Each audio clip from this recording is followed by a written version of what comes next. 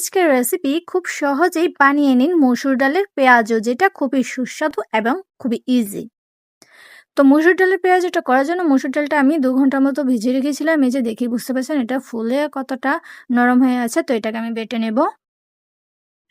তো মসুর ডালটাকে আমি আধা বাটা করে নিয়েছি। এই যে দেখুন গুঁটাও আছে আবার একটু মেশও আছে। এরকমভাবে আমি বেটে নিয়েছি। তারপর আমি এখানে বড় সাইজের একটি পেঁয়াজ কুচি দিয়ে দিচ্ছি। যেহেতু এটা আমি পেঁয়াজও করছি তো সেজন্য এখানে পেঁয়াজের পরিমাণটা একটু বেশি লাগছে। এখানে 2 টো কাঁচা লঙ্কা কুচি নিয়েছি, আদা কুচি ও রসুন কুচি নিয়েছি। এগুলোকে এখন দিয়ে দেব এক, এক করে।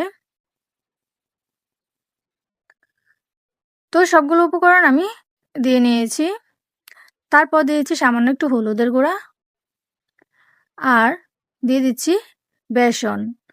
তো বাইরে দোকানে যেটা কিনতে পাওয়া যায় এখানে প্রচুর পরিমাণে বেসন ব্যবহার করা হয়, তবে আমি বেশি দিচ্ছি না, একটু অল্প পরিমাণে দিচ্ছি। তারপর দিচ্ছি স্বাদমতো একটু লবণ। তো তারপর হাতের সাহায্যে আমি মেখে নেব, কিন্তু তার আগে প্লিজ আমার চ্যানেলটা যদি সাবস্ক্রাইব করা না থাকে অবশ্যই সাবস্ক্রাইব করে দিবেন আর পাশে বেল আইকনটি অবশ্যই অন করে দিবেন। তো আমি খুব ভালোভাবে মেখে নিয়েছি, এখন এটাকে সাইড করে রাখছি। তারপর ফ্রাই প্যানটা আমি চুলায় বসিয়ে নিলাম, এটাতে একটু পরিমাণ মতো অয়েল দিয়ে নিলাম। আর পেঁয়াজতে একটু তেলের পরিমাণ বেশি লাগে, তারপর আমি বেশি দেইনি, মিডিয়াম দিয়েছি। তো এক, এক করে আমি মুট করে দিচ্ছি। আপনারা আপনাদের পছন্দ অনুযায়ী সাইজ দিতে পারেন। তো এভাবে আমি উল্টে পাল্টে খুব ভালোভাবে একটু মুচমুচে করে সময় নিয়ে ভেজে নিচ্ছি, লাল লাল করে ভেজে নেব। আর এই পেঁয়াজগুলো কিন্তু মিডিয়াম আঁচে একটু সময় নিয়ে ভাজতে হবে, তাহলেই খেতে ভালো লাগবে, ক্রিস্পি হবে।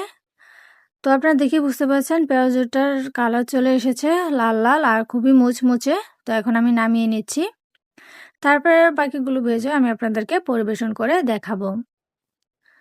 সো ভিউয়ার্স, আপনারা দেখেই বুঝতে পারছেন এই পেঁয়াজুটা কতটা স্বাদে দুর্দান্ত হবে। এটা অবশ্যই বাসায় একবার ট্রাই করে দেখবেন, কারণ এটা খুবই সহজ। তো আমার এই রেসিপিটি যদি আপনার ভালো লেগে থাকে তাহলে লাইক, কমেন্ট অ্যান্ড শেয়ার অবশ্যই করবেন আর সাবস্ক্রাইব করতে ভুলবেন না। আর পাশে বেল আইকনটি অবশ্যই অন করে দিবেন। আজ এ পর্যন্তই, ভালো থাকবেন। Bye bye.